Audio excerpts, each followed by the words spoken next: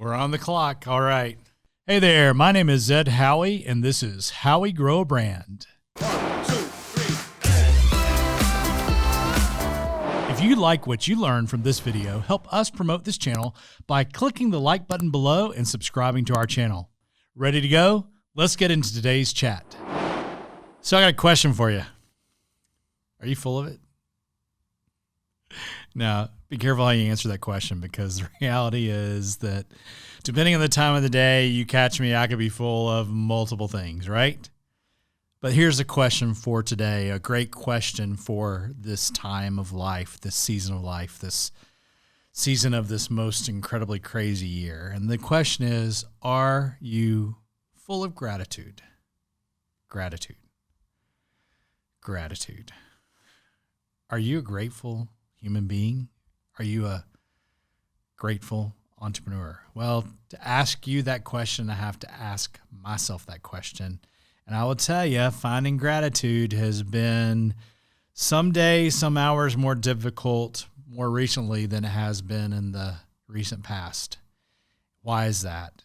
And that is because oftentimes we allow our circumstances to affect the measure and weight and gravitas of our gratitude.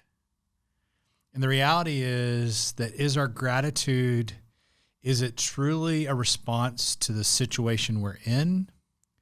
Or is it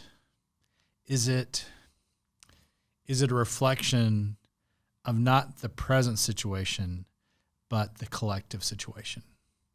Because I would hope that most of us, if not all of us, even no matter how trying the moments of our life may be right now or have been in the past, that there is an inventory of grateful moments, of grateful occurrences, of grateful blessings that we can lean into. The challenge is that we can oftentimes allow our circumstances to overtake the abundance of our gratitude. So how do you lean into gratitude? Well, I don't know all the answers, but I do know how I do it, and hopefully this will help you as well. So 3 ways that I have to choose to deliberately lean into gratitude. First, as crazy, as simple, as kindergarten-y as it may be, I believe the first thing we have to do is count our blessings. We have to count our many blessings, name them one by one. I mean, seriously, do you take the time to be thankful, to say thank you for the things that happen, the things that occur? Personally, I believe the things that God presents to us in ways that we oftentimes overlook.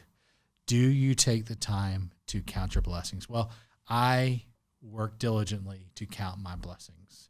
You know, I can easily be consumed by a to-do list and all the things I must do for the day.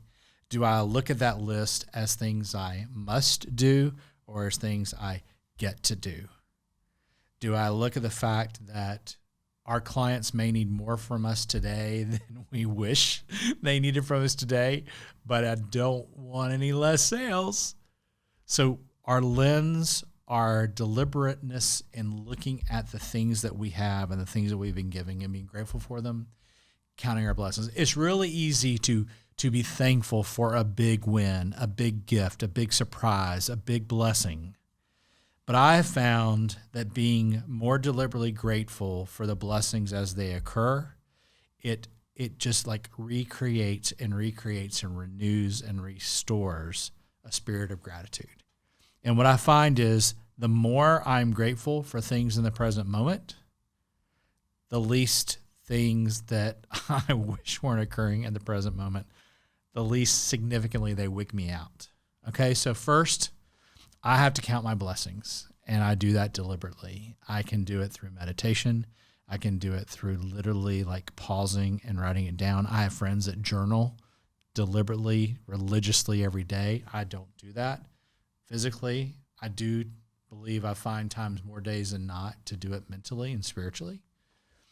But whatever the practice may be, literally, figuratively, I encourage you to take some time in the next 24 hours, take a moment or 2 or 5 or 10, and why not just take a personal inventory of all your blessings? So count my blessings. I count my blessings. Second, and this is very difficult for me to admit, this is very difficult for me to do, this is very difficult for me to acknowledge, but I have to hit the pause button. Now, entrepreneur and pause are nowhere near each other, like in the dictionary of life, the dictionary of best practices, as the world defines it. But I believe that is a fallacy. I believe that's a lie, especially as entrepreneurs who are carrying oftentimes the weight of the business, the weight of our opportunity, the weight of our vision, the weight of our dreams, oftentimes in isolation, which is not healthy either, but that'll be another topic. The things that we're carrying so long, and we're charging and doing, I can do more, I can do more, I can do more. Well, the more you do that and the more you do, I believe the less we see. And the best way that I can see is I can hit the pause button. Now, based on things the last couple months, there were several months where I wasn't traveling at all. Traveling has started to increase the more things have been able to be recognized to be done safely and properly and without recklessness. And I realized one of the things I've missed about air travel is having that moment on the airplane where no one can kind of get to me, and it gives me a great time of reflection. It gives me a great time to hit a pause. I don't know about you, but the power of a 20-minute nap in the middle of the day is a pretty powerful thing. Literally or figuratively, I believe it is much easier to be more grateful when we are more pausy. And what I mean by that is that we are more deliberately pausing to slow, to still, to maybe even recognize that still small voice, and to give ourselves a little window of simplicity and silence and reflection to allow us to truly, again, count our blessings. So I count my blessings. I hit the pause button. I give myself permission to hit the pause button, which is very difficult for me to do. You're probably the same way. But then the third thing I do is I recognize the necessity of continually charging my battery. Now, some of you know that I teach indoor cycling, spin class, and it's really funny. I'm known as a joy beast, and I think it's safe to say I'm known for endurance, athletic approaches to indoor cycling. I've kind of come to a mindset in business and life that if I can go 3 miles an hour faster, then I can get to where I need to go faster. And so faster speed, power is something I can lean into very easily.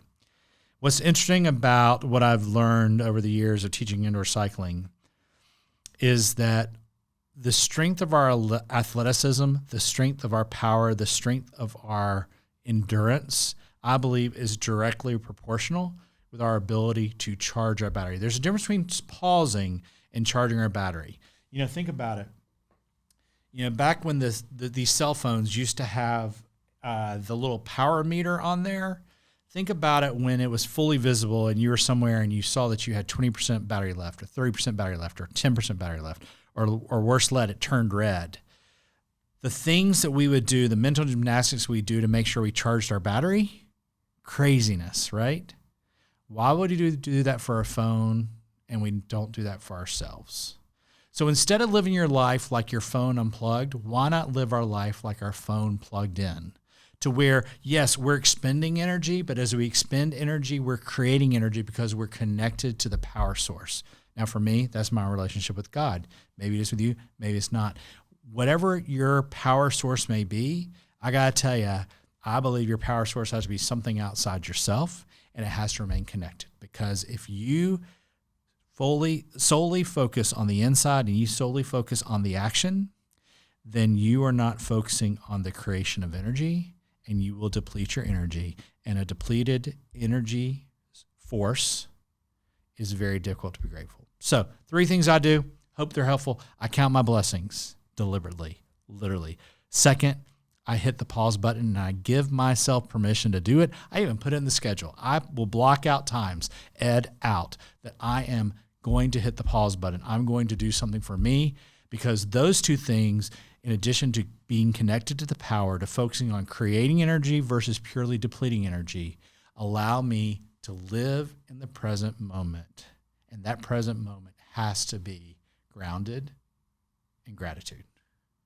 So if you're going to be full of something this week, full of something today, why not try gratitude? Let's see what happens. Hey, I really hope this helps and inspires your day. If any of this works on your business this week, I'd love to hear about it in the comments, or hey, just message me. Can't wait to see what we chat about next time on How We Grow a Brand. We'll see you soon.